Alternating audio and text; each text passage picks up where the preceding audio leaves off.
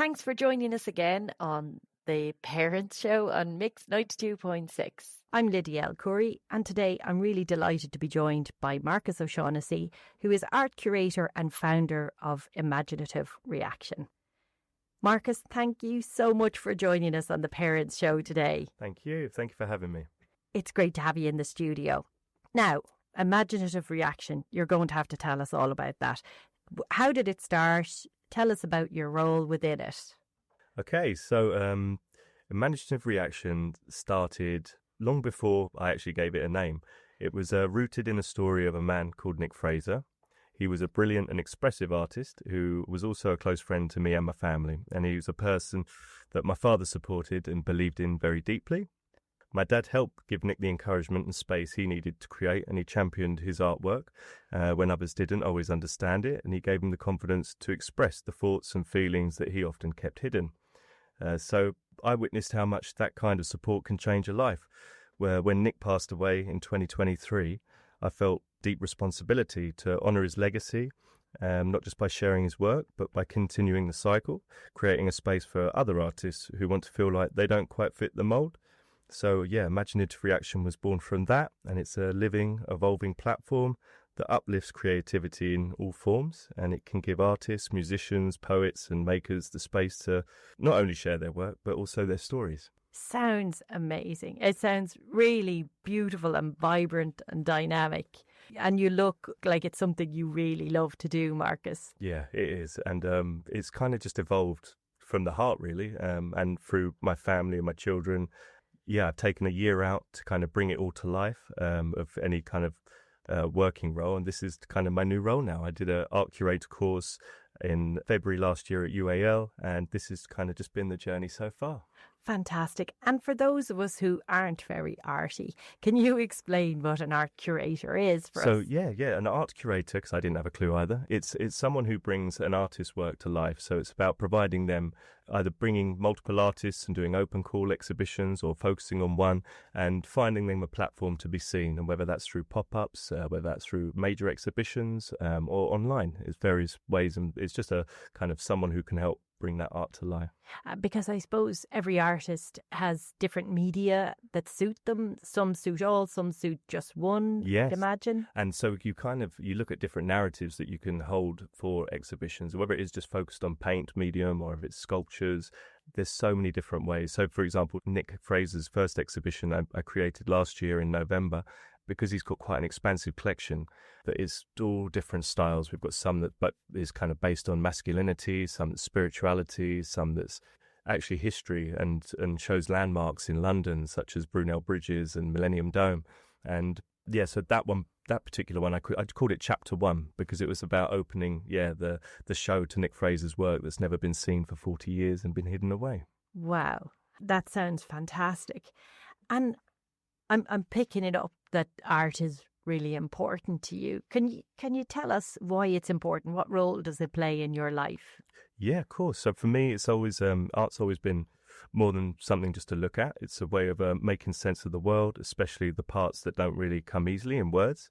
But after losing Nick, I saw firsthand how powerful creativity can be in expressing grief, emotion and memory. So art became a way of keeping his presence alive and a voice that continues to speak in his absence. I also spent 10 years working in the youth service, providing alternative education for young people through music production, radio, art and nature-based projects. So I've seen firsthand how transformative it can be for young people when they find something they can connect with. It becomes a creative outlet where they feel they're heard, they're understood and inspired. So for some of these forms of expression, the only place is that they feel safe to show who they really are. And so I feel that art gives them the freedom, it gives them purpose, it gives them a way to process the world around and within them. And that's why it's not important, it's essential. Yeah, and I can see now how all the roads led to where you are now. It makes complete sense. And I'd love to know, because obviously this is the Parents Show and we always love to hear great valuable information for parents. So why is art important for young people and how do you think it's important for them? So I think art is vital because it gives young people a voice before they all have the words. It teaches them their ideas, their feelings, their imaginations. They have value, and I believe it's a universal language. In a world that's often very noisy and fast-paced, I think art can offer a place for young minds that can reflect and express and grow. It's also a brilliant confidence builder, and when a child sees their work displayed and celebrated, I think it sends out a powerful message that what you create matters. And I think what I'd love to hear from your experiences, is there an arty type? Is there a child that's arty? And do you have to be a conventional painter to be an arty child? Yeah, no, I think every child has the ability to create, and it's the idea that it's about being free and expressing being free. It doesn't have to be perfect, and that's why art is a beautiful way to express yourself, because it doesn't have to be so to the point. They can just express themselves through whatever medium and share a story, share their view, share their idea without having to formulate the words to tell and explain. Brilliant. And so you're making it essentially about creativity, and then the end product, I guess, is then art, which is lovely. And I'm sure arty people know that creativity is the key, but it makes more sense when I think of young people who might not be conventional painters, but who are extremely creative. Yeah. And so you must untap or tap into, unleash some fantastic kind of talent within young people as you go along with your work. What's that like? Yeah, it's incredible. It's I think previously in the youth work role that I had, it was more music based and production based. So it was often about allowing young people to express themselves, whether they were singing, spoken word, or poetry, and we'd record them in the studios, and we'd provide different sound backings for their tracks, and then we'd teach them music production and Logic, and that was every Monday night from 5 till 9. So those 4 hours every Monday, those young people were just in a complete creative state. They just got to be completely free, do what they felt that they felt was the right way of learning for them in that time.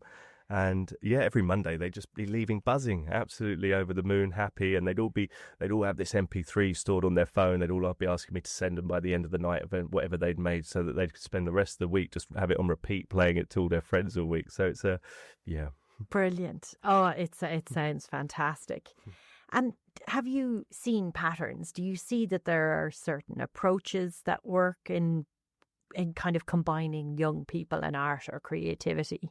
Yeah, so I think it starts with making, first of all, it accessible and removing, like I said, that pressure of perfection, and giving young people a space to play, explore, create, and without any judgment, I think is key. So that might be through school, through the community spaces, or even through the exhibitions that we're running.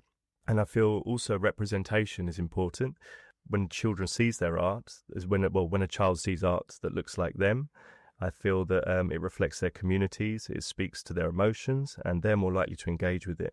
And that's why with Imaginative Reaction, I think it's about diverse voices and not just the polished professional ones. Absolutely. I couldn't agree more, because obviously if media reflects people, if they can see themselves, it's a great validation, isn't it? It's a great endorsement of who you are, and it works. Yeah. It makes amazing difference, doesn't it? It does. It seems like such a simple thing, and I think if you haven't experienced it firsthand, it's hard to imagine how significant an impact that can have on you, but it matters. Yeah, it does. It really does. Now, what inspired you to, I can see a little bit about where your path, your professional path and your artistic background have come together, and how did it all come together in Imaginative Reaction? I'd love to know. So this is a personal moment. So this was last year. I did the first exhibition for Nick Fraser, which we mentioned, Chapter 1, and my daughter, who's 6, she was coming to attend. And she's super keen on art. She loves creating things, and you can just leave her with pens and pencils and a canvas and paper, and she'll be away for ages. So what I did was I took one of her painted canvases with me to the exhibition. I had 44 of Nick Fraser's paintings up on the walls at the Crypt Gallery, and as I knew she was arriving, I secretly popped her one up on the wall. Nice. So she got to walk into an exhibition where all the public were walking around, and then she just kind of spotted her one on the wall and was like, "Oh my goodness, Dad, my art's up in the exhibition." Awesome. And just watching her reaction, watching how it made her feel, watching how it just got to share that information with everybody and then running around telling everyone, look, come and see my art. I thought, well, why can't I allow other children to experience that? And why don't young people of that age get a chance to feel what it would be like to be in an exhibit or a gallery environment? And it all dawned from there. Fantastic. It is a lovely idea. And I mean, it'll be, I'm sure, a special moment for your daughter. Yeah. So what does Imaginative Reaction look like? So it looks like it's an online platform so far until now. We've got the exhibition running. We have done a live event for an artist, a musician, very talented. Her name's Bow Tie. So we did a showcase for her live album where we went to St Mary's Church in Tring. We had a grand piano in the middle, and it was about providing an event for her to be able to showcase her work, record it live, and then just get it out there and online. So she's got a second one coming up, which is going to be in July, which we can share info later. And yeah, it's going to be one where we can stream and look at videos and incorporate. So the whole idea is about any type of artist, whether you're a musician, a painter or a creator. It's providing them an online platform without having to pay anything, just have a page to show all the stuff that they make, whether it's audio, whether it's photography, whatever it may be. We can have your own bespoke page, and then from that it allows all these artists to come together and they can communicate, network, collaborate. And the aim of the game is to just keep raising this community of people and allowing them to evolve together, and making sure that those that do sit in their rooms and in their cabins or their little hideaways creating their studios, they don't just stay in there alone and hide away and never show anybody. They know that there is somewhere where they can showcase their work and share it without the idea of, how much is that going to cost, or what do the other people like, or is it good enough? And we're open to all, and you're welcome to join, and we're going to shout about what you do.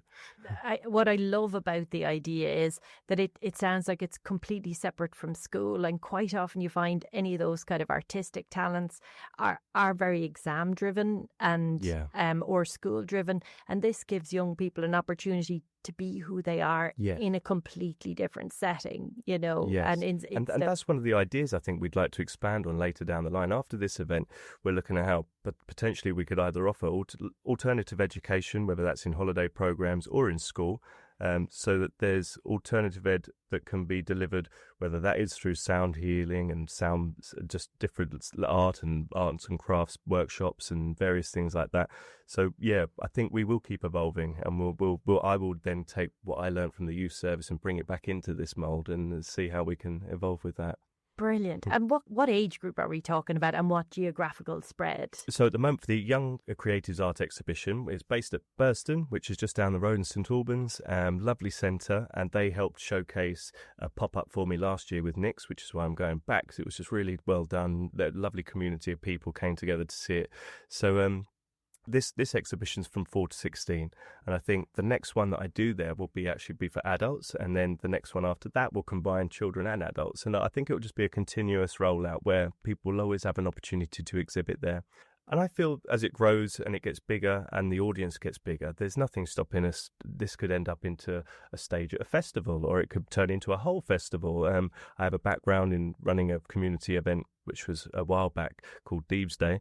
And that was we used to get up to 30, 40 bands, 60 DJs, 4 different stages. And it was all about just community coming together, a bit more of a well-being side festival with just good music and good people. And I feel that this could be another platform which could just be for up-and-coming talents and youth and artists to have a space to grow. Yeah. And the other thing, I bet parents who are listening in are going to go, this is great. It has nothing to do with mobile phones. Certainly that environment. Yes. But what a lovely environment to create. Sure, they might need their mobile phones to create content and that, but actually this is about real life. It is. That's exactly that. And funny enough, in the youth work job I did when I was heavily involved with the Duke of Edinburgh Award, and that was one of the things, no phones, you're not allowed to. And the difference of having a weekend working with young people when they're not engaged in anything on social media, you just see this other person come out of them. You see this young character just appear that is actually who they are when they're not distracted by something every 5 seconds. So we'll do more of that. Fantastic. Oh, I mean, Marcus, it sounds like such a lovely initiative, and I hope it grows and you're already planning to expand it. What's the dream scenario, say in 5 years' time? What would you love to see? Okay, the dream scenario in 5 years' time is to I've totally put you on the spot. No, that's now. fine. That's fine. I've got quite a few dreams and I'm chasing them all at once. So I'm trying to figure out chronologically which one's supposed to evolve and kick off first. So I think right now the dream was always about, originally started of sharing Nick Fraser's legacy with the world. So now that it's out there, now that it's evolving, and it's now brought me to a space to create imaginative reaction to support more artists, I think that both hand in hand, we're going to have a bigger exhibition. We're going to get into big galleries.